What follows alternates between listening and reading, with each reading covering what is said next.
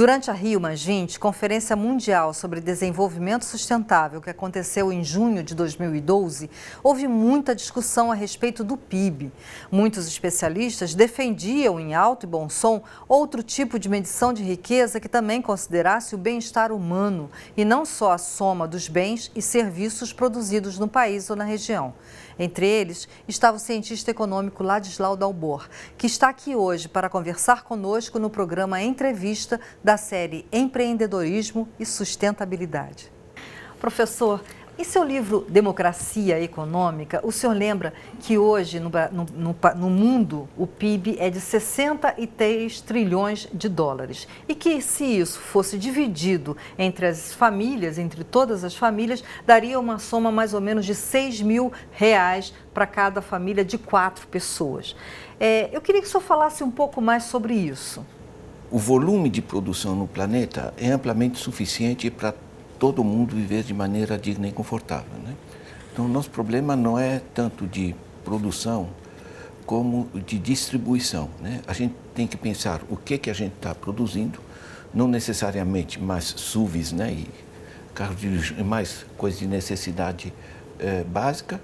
Tem que ver para quem a gente está produzindo, né? Nós temos 800 milhões de pessoas que passam fome frente a tanta pujança, né? Só de grãos nós produzimos mais de 1 quilo por habitante por dia. Isso sem falar de frutas, tubérculos, peixes e outras coisas, né? Quer dizer, não há na realidade nenhuma razão para ter essa miséria. Agora, esse nosso sistema aprendeu a produzir, incorpora tecnologias e lança novos produtos, não aprendeu a distribuir, né? Porque a distribuição tem que se fazer, em geral, por sistemas públicos. E os sistemas públicos, as pessoas ficam apavoradas, meu Deus, os impostos, né? Na realidade, não tem como fugir. Nós temos que ter sistemas públicos, eles têm que funcionar melhor, têm que ser mais democráticos. E essa perequação entre o processo de produção, a geração dos produtos, a sua circulação e intermediação e sua apropriação final para o conforto das famílias, é que tem que ser racionalizada, né? Isso exige processos mais democráticos, né? O ex-presidente francês Sarkozy, houve um momento em que ele reuniu 3 grandes economistas, que eram Amartya Sen, Joseph Stiglitz e o Fitoussi, e pediu a eles que pensassem um novo índice de desenvolvimento econômico, um novo índice de medição de desenvolvimento. Isso em 2009, eles lançaram um resumão sobre isso e depois não se falou mais sobre o assunto. O senhor sabe como é que anda isso e há alguma possibilidade de mudar esse PIB? Olha, primeiro, só para as pessoas se localizarem, o PIB, por exemplo, quando um país exporta o petróleo e acaba com suas riquezas, está aumentando o PIB. Bom, mas está acabando com as riquezas, certo? As pessoas que jogam nos córregos um fogão velho e pneus e coisas do gênero estão aumentando o PIB, porque tem que contratar desassoreamento e tudo, né? Agiliza a economia, né? A economia do crime, que nos obriga a colocar grades, comprar novas fechaduras e contratar aquelas pessoas que ficam apeitando na rua para nós, enfim, todas essas coisas, tudo isso aumenta o PIB, né? Então, a cifra em si é errada.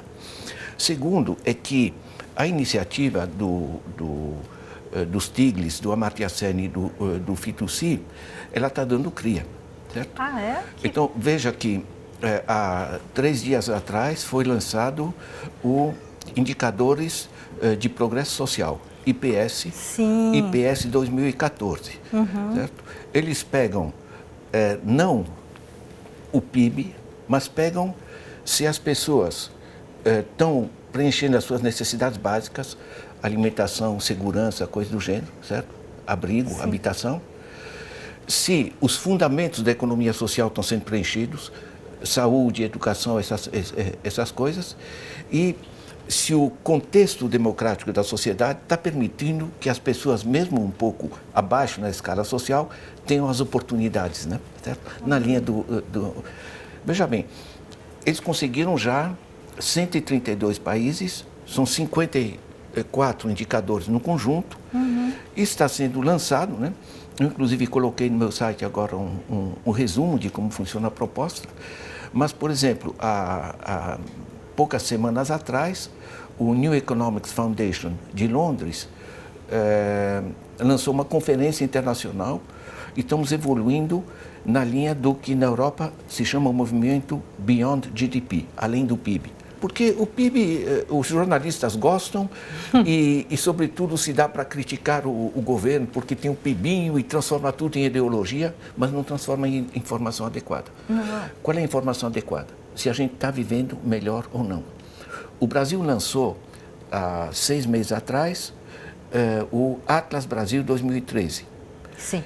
É genial em termos de metodologia. Pela primeira vez, 5.565 municípios do país podem ver os indicadores básicos de qualidade de vida e 176 indicadores, digamos, de evolução da sua realidade. Sim. Né? Então, a gente constatou, por exemplo, que nesses 20 anos, pegando 91 a 2010, o brasileiro médio ganhou 9 anos de vida. É gigantesco. A escolarização de gente, digamos, com ensino médio, que tem entre 18 e 20 anos, passou de 24% para 28%. Uhum. É gigantesco. Né?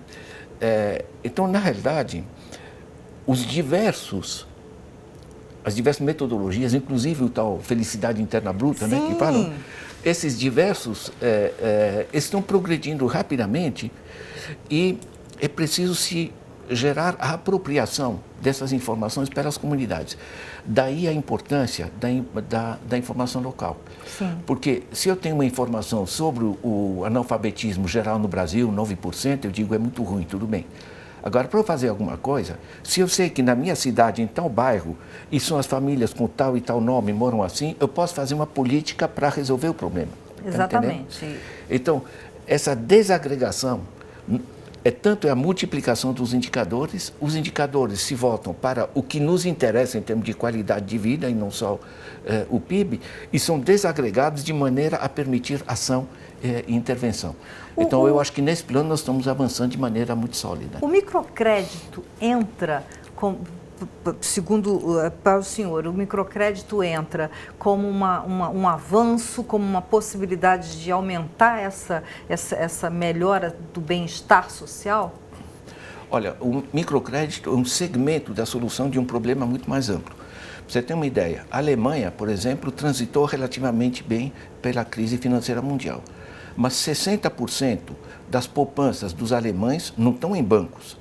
Estão em caixas de poupança locais, Sparkassen, em que o dinheiro fica na própria cidade, na própria vila, e é aplicado para gerar emprego, financiar uma empresa, melhorar enfim, o contexto e a qualidade de vida das pessoas. A Polônia é outro país que escapou da crise. O sistema financeiro está apoiado em 470 bancos cooperativos. Né? Quando a gente começa a introduzir no Brasil, que tem um sistema cartelizado e extremamente disfuncional de crédito, né, no seu sistema comercial privado, começa a se introduzir um microcrédito, é para escapar desse tipo de travamento. Eu chamo isso de economia de pedágio. Com as taxas de juros que te cobram aqui, você não pode investir, você não pode criar uma empresa. Entende? De jeito nenhum. Então, estão se criando sistemas alternativos. Eu visitei em Criciúma uma OCIP de intermediação financeira. Certo? No Brasil já temos 103 bancos comunitários de desenvolvimento. Sim. As pessoas juntam o seu dinheiro e usam... Palmas, né? O Banco Palmas é um dos primeiros, né? Nós fizemos uma pesquisa, saiu, está publicada, está no meu site, inclusive, né? Sobre a pesquisa feita pela USP sobre esses bancos, saiu recentemente. Então, as pessoas estão criando um sistema alternativo de financiamento, porque essa cartelização, digamos, de cobrança de pedágio sobre os recursos, que afinal das contas são os nossos, não são dos bancos, né? Isso tem que ser transformado. Professor, como se democratiza a economia? Eu acho que, no conjunto, isso está sendo tratado internacionalmente com o problema da governança, né?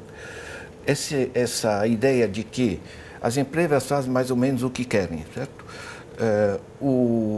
O governo vai lá, enfim, ajeitar um pouco, para fazer um pouco de cosmética urbana, enfim, de um verniz social para né?